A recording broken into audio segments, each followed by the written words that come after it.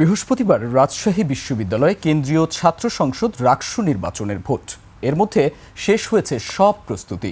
৩৬ বছর হতে যাওয়া এই নির্বাচনে ছাত্র সংসদের ২৩ পদের বিপরীতে লড়েছেন ২৪৭ জন।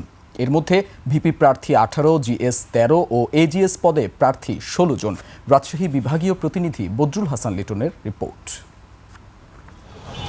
নায়াসিনামাইড ও স্যালিসাইলিক সমৃদ্ধ লিলি ফেস ওয়াশ যা ফেসের ডেড স্কিন সেল দূর করে দেয় দ্বিগুণ ফাস্টার ব্রাইটেনিং। ১৯৬২ সালে প্রতিষ্ঠার পর রাকসু নির্বাচন হয়েছে ১৪ বার। সবশেষ ১৯৮৯ সালের নির্বাচনে ছাত্রদল প্যানেল থেকে রুহুল কবির রিজভী ভিপি এবং জাসদ ছাত্রলীগ প্যানেলের রুহুল কুদ্দুস বাবু জিএস হয়েছিলেন।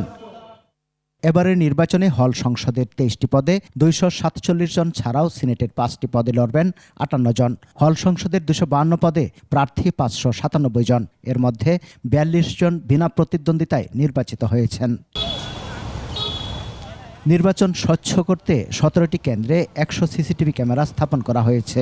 সর্বোচ্চ ১৭ ঘন্টার মধ্যে ফলাফল ঘোষণা করার কথা জানিয়েছে নির্বাচন কমিশন। ভোট গ্রহণ শুরু হওয়ার পরে যখন ভোট শেষ হবে ৪টার আগে ৫ মিনিট আগে সংশ্লিষ্ট কেন্দ্রের প্রিজাইডিং অফিসার যে ভোট কেন্দ্রের বাইরে যে ঘোষণা দিবেন যে পেরিফেরি থাকবে, তার মধ্যে যারা থাকবে তাদেরকে ভিতরে নিয়ে নেবেন এবং নতুন করে ৪টার পরে আর কেউ ভোট কেন্দ্রে ভোট দেওয়ার জন্য ঢুকতে পারবে না। মোতায়েন থাকবে ২০০০ পুলিশ, ৬ প্লাটুন বিজিবি ও ১২ প্লাটুন র্যাব। ক্যান্ডে মূল দায়িত্বে থাকবে পুলিশ, পাশাপাশি সেখানে থাকবে বিএনসিসি থাকবে। আর আমরা বিশেষ করে অ্যাক্সেস কন্ট্রোলগুলোতে যেখানে ভোটারদের মানে প্রবেশ হবে সেই জায়গাগুলোতে বিএনসিসি থাকবে, বিশ্ববিদ্যালয় থেকে শিক্ষকগণ থাকবেন আর পুলিশ সাথে থাকবে। আচরণবিধি লঙ্ঘন করলে আইনগত ব্যবস্থা নেবে পুলিশ।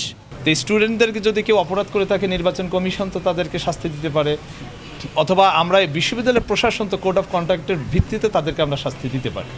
আর যদি এমনও হয় ফৌজদারি মামলার বা ফৌজদারি কোনো অ্যাকশন যদি দরকার হয়, হ্যাঁ স্বাভাবিক পুলিশ অ্যাকশন নেবে।